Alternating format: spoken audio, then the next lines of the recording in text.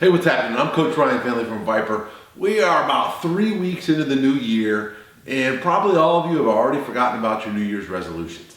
New year, new me, and we're 3 weeks in. You've already blown up your exercise program, you've fallen off the rails with diet, and you're wondering how the heck you can get back on track, okay? I want to talk a little bit about this. I want to try to help you. I'm not beating you over the head for failing to stick to your plan.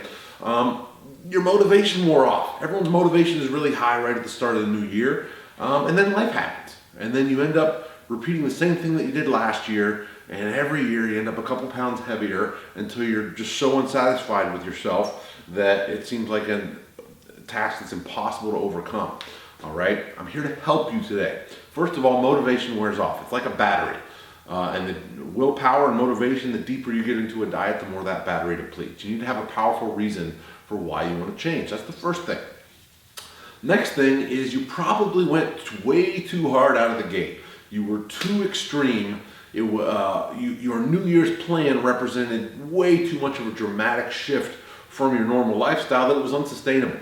Okay, and I'm not talking about sustainable as in something that you have to do forever, but unsustainable as in you can't even make it to the end of the program.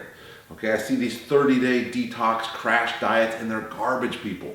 For every one that makes it through one of those successfully, there's 10 more that fall off the wagon a couple days in, only to become even fatter. The other thing is, after the 30 days is over, what's your plan moving forward? What if you still have body fat to lose? You're gonna go even more extreme than just drinking one shake a day? Even more extreme than that? Okay, you need to have a progression plan in place. Let's say you do get lean, you're super ripped after your 30-day challenge, then what? You go back to normal? Guess what? That's gonna lead you right back to the body you are trying to get rid of, all right? So it's too hard out of the gate. Don't go so extreme. See a lot of people no drink January when they typically have 8 alcoholic drinks a week. How about 6 drinks a week January or 4 drinks a week January? That's more manageable than no drink January. Okay, if I tell you don't think of a pink elephant, what is the first thing that pops into your head? A pink elephant. Therefore, if you say no sugar, no sweets, no carbs, all right, that's all you're going to be able to think about. And when willpower gets low, that's what you're going to binge on. You're essentially driving disordered eating patterns with hyper restriction. All you want to do is really simple, guys. All you want to do, if you really, truly, and you mean it, you really want to change your body in 2020. You actually want to do it. It's not just well, it'd be nice to, but you really want to do it. You have to make a slight change from what your previous life was, and then stick with that change until it becomes a habit. Once that's a habit, you make another small change. So for example, if you, like I said, if you drank 10 alcoholic drinks a week, your first step might be to cut back to 6 or 7 a week. Once that's a habit and that's easy, then cut back to 3 or 4. Okay, and then cut back to 1 to 2, or you get the idea there.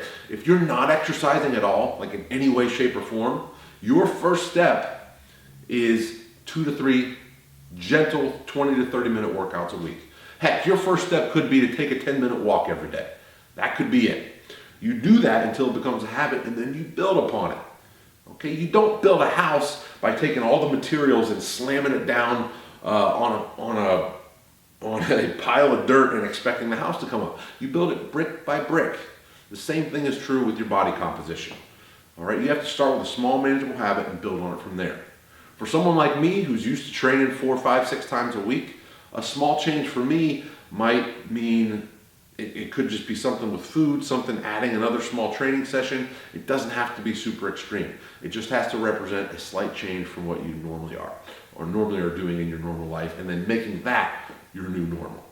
Do not go extreme right out of the gate. It's a recipe for failure. Heck, you've done it the past 10 years in a row, haven't you? All right, that's what you've done. You've gone too extreme in January, and by the end of the month, you're just done with it, and you forget about it until the next December 31st. Okay, so put this plan into practice. Small change. Don't hyper restrict any of your foods. Another thing that I want to mention is focus on processes and behaviors and habits instead of the outcome, losing 20 pounds, fitting into this size dress. Focus more on I want to get 8 hours of sleep a night. I want to drink this much water per day. I want to get this many vegetables per day. I want to add in this many workouts per week. So think of it more of an inclusive strategy than a taking away strategy. So including exercise, including lean protein with every meal, including vegetables, rather than taking away sugar, taking away carbs, taking away ice cream. I got a secret for you. The more protein you have, the more veggies you have, the more water you have, the less you're going to reach for the ice cream, the less you're going to reach for the chips, the less you're going to reach for the alcohol anyway. All right, so it gets you to your goal, but with a different mindset of not thinking about a pink elephant. Dang it, you did it again, didn't you? Pink elephant. All right, I'm Coach Ryan Finley from the Viper Pit. Let's get back on the wagon. All right, next week's a new week. Start small, start manageable, and make it a habit. I'll see you next time. If you like this video, please hit subscribe below. Peace.